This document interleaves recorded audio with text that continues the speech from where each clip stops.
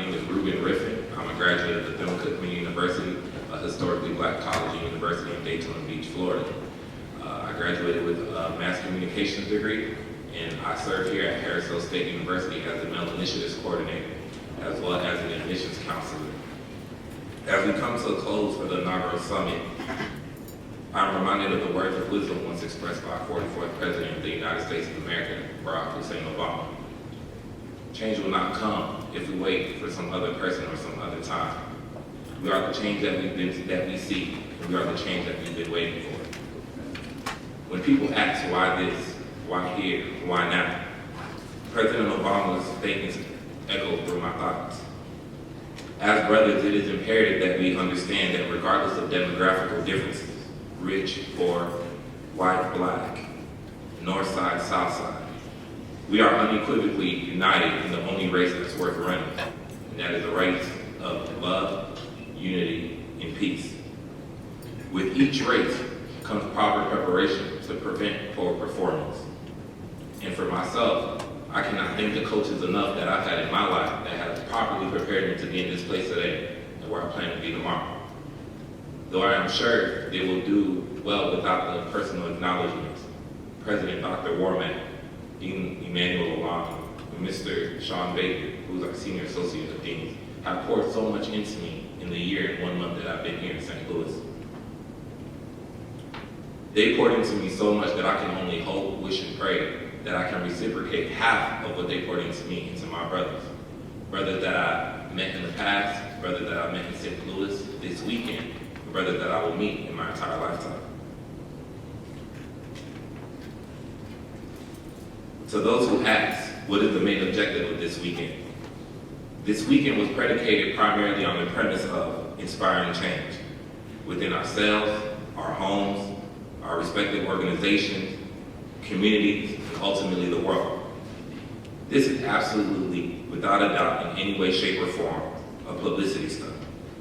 We aren't in the business of taking pictures and recording videos simply to show what we can do, but we are in the business of changing and transforming lives. It must also be duly noted that this is not a feel-good weekend. Though we have made monumental strides from days of captivity and over 400 years of the vicious slave trade, followed by decades of blatant segregation and discrimination, my brothers and my sisters, there's not much to feel good about.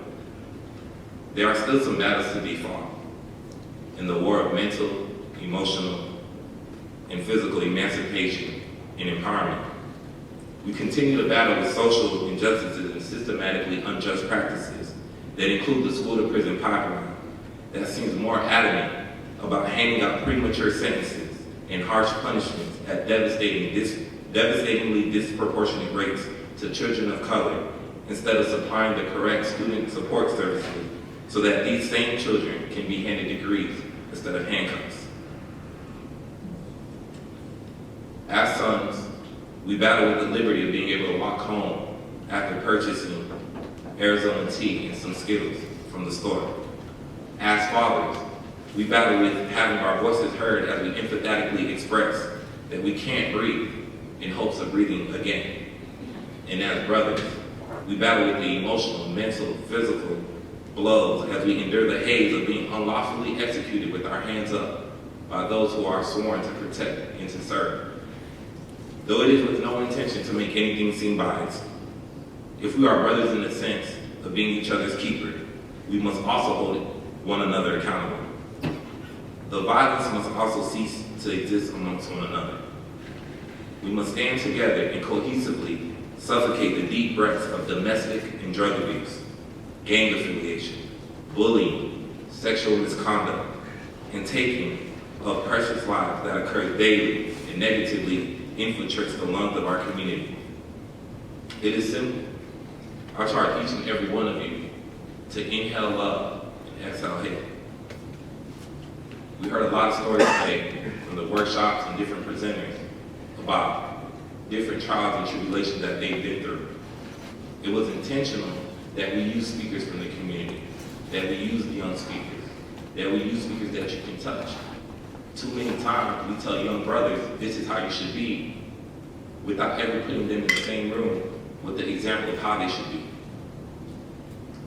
So, moving forward, as we continue with tonight, I want to ask everybody to please stand up.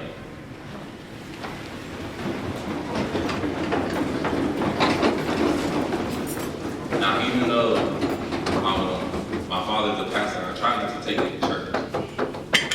Too many times people be like, man, you should think about going into seminary. I'm like, I don't think so. So I'm asking everybody to grab your neighbor's hand. If you feel in some way, shape, form, or fashion that you've been empowered throughout this weekend, please squeeze your neighbor's hand. Just like.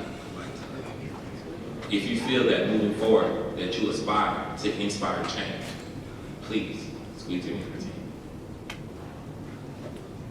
I have an interactive assignment for you all for tonight before I introduce our next speaker. And it's just simply to repeat after me.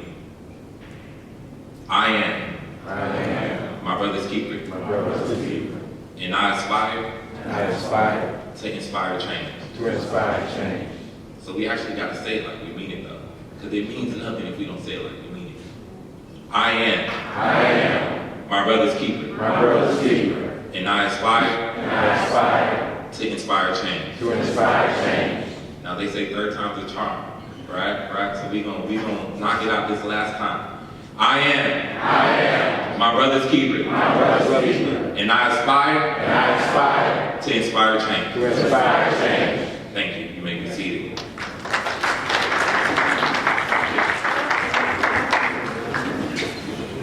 Now coming to the stage, I would like to introduce Charles McGill, who is part of the Black Initiative at Harris-Stowe University. Now, Charles